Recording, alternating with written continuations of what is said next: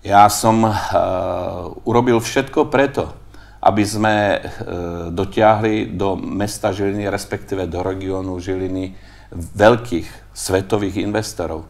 Mám na mysli automobilku Kia Motors. O túto automobilku malo záujem či Poľsko, Maďarsko, Rakúsko, alebo ešte niektoré ďalšie štáty. Ja osobne som presvedčený, a to hovoria dokonca aj moji neprajníci, že som zásadným spôsobom pomohol tomu, že predstavitelia Kia Motors sa rozhodli práve pre región Žiliny.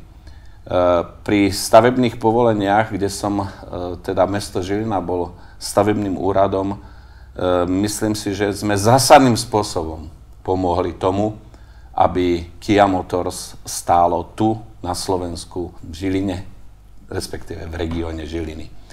Chcem zdôrazniť, že zamestnanosť tu v regióne Žiliny podstatne stúpla.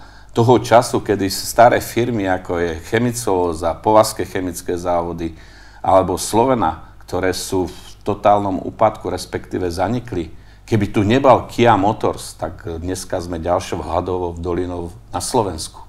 Kia v priamom zábere zamestnáva vyše 4 000 zamestnancov, ale v tých ďalších subdodávateľských firmách dohromady je to okolo 30 000 ľudí, čo nie je málo. A som hrdý na to, že spoločne sme tento úspech dosiahli.